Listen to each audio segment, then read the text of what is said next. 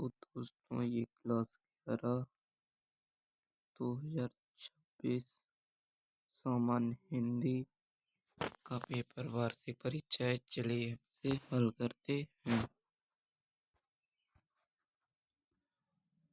इसमें आपको ये निर्देश पढ़ना है।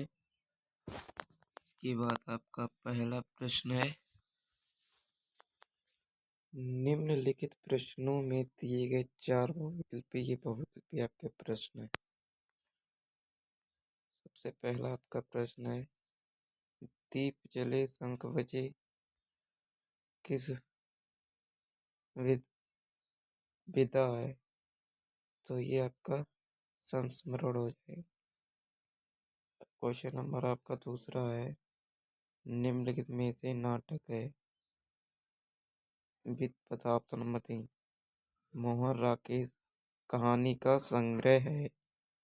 ऑप्शन नंबर ए, समय सारथी।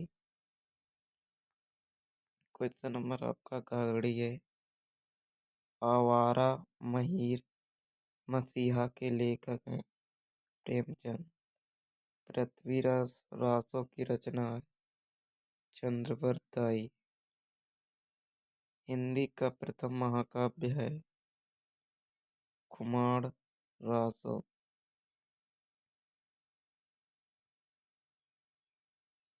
कृष्ण भक्ति के प्रतिनिधि कवि हैं सूरदास। रीतकाल मुख्यतः किस भाषा का प्रयोग हुआ है? ब्रज भाषा। यातायात संकेतों को कितनी श्रेणियों में प्रदर्शित करते हैं? 3। सड़क किस पार करनी चाहिए? दाएं बाएं देखकर। फिर आपका एक क्वेश्चन ये है कि निम्नलिखित प्रश्नों का आधारित प्रश्नों के उत्तर दीजिए। ये आपका गद्यांश है, ये आप पढ़िए, इसके प्रश्न उत्तर कर लीजिए। दूसरा आपका गद्यांश आचरण पाठ से लिया गया, आचरण की सभ्यता। और जो ये वाला है, दीप जले, ये साखी से लिया गया है। इनको आप देख लीजिए। आपको कह रहा है क्वेश्चन नंबर आपका 6 का, निम्नलिखित में से किसी एक लेखक का साहित्यिक परिचय देते कृतियों का उल्लेख कीजिए। भारतीय हरिश्चंद्र, सरदार पूर्ण सिंह, आचार्य महावीर प्रसाद द्विवेदी।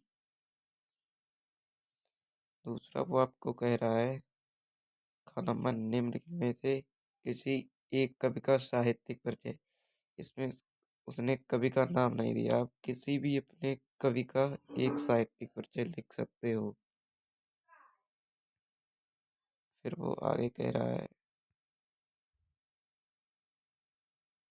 बलिदान अथवा आकाशदीप कहानी का उद्देश्य प्रकाश डालिए, या प्रायश्चित अथवा आकाशदीप कहानी का सारांश लिखिए, और जो आपके जिले में नाटक आधारित है उसका यहाँ पर चरित्र लिखिए। फिर क्वेश्चन नंबर आपका खंड खा, ये संस्कृत पद्यांश है। इसमें आप किसी की व्याख्या, एक आपको व्याख्या करनी होती है। ये आपके फिर खामे श्लोक दिए हैं, इनकी व्याख्या करनी होती है। यहाँ आपके मुहावरे और लोकोक्तियाँ पूछी जाती हैं। यहाँ आपका संधि विच्छेद है। जब हम इसका संधि विच्छेद करेंगे तो महा प्लस उत्सव। चलिए अब किसी एक साहित्यिक परिचय का हम लेखक देख लेते हैं। ये है भारतेंद्र हरिश्चंद्र का साहित्यिक परिचय। चलिए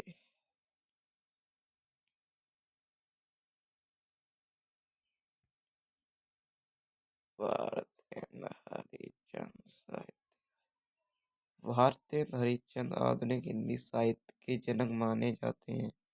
उनका जन्म 1850 ईस्वी में वाराणसी में हुआ था। उन्होंने हिंदी, भाषा और साहित्य के विकास में महत्वपूर्ण योगदान दिया। उनकी रचनाओं में देशभक्ति, समाज सुधार और राष्ट्रीय चेतना का भाव मिलता। उन्होंने नाटक, निबंध, कविता आदि अनेक विधाओं में लेखन किया। उनकी प्रमुख कृतियाँ अंधेर नगरी, भारत, दृढ़ता, सत्य, हरिश्चंद्र आदि। आप इतना ही लिख दीजिए, इसमें आपका पूरा हो जाएगा। अब एक आपका किसी कवि का साहित्यिक परिचय लिखिए। यहाँ हमने तुलसीदास जी का लिया है, आप किसी का भी लिख सकते हैं। चलिए इसको पढ़ते हैं। ये तुलसीदास जी का साहित्यिक परिचय है। तुलसीदास जी हिंदी महान भक्तिकालीन कवि थे। उनका जन्म 1532 ईस्वी के आसपास माना जाता है। वे भगवान राम के परम भक्त थे। उनकी रचनाओं में भक्ति, नैतिकता और आदर्श जीवन का वर्णन मिलता है। उनकी सबसे प्रसिद्ध कृति रामचरितमानस है। इसके अलावा विनय पत्रिका, कवितावली, दोहावली आदि उनकी प्रमुख रचनाएं हैं। फिर आपको ये क्वेश्चन देखने को मिलेगा, राजऋषि का संधि विच्छेद। तो इसका हो जाएगा राजा प्लस ऋषि। नयनम का संधि विच्छेद, नय प्लस नम।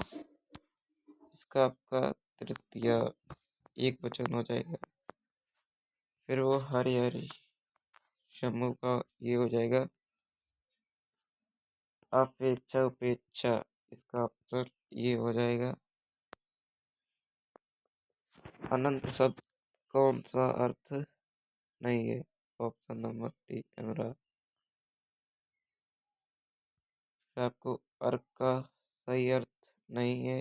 ये सभी जो जीव चार पैरों वाला हो, चौपाया, नख से लेकर शिखा के सभाग, नख से।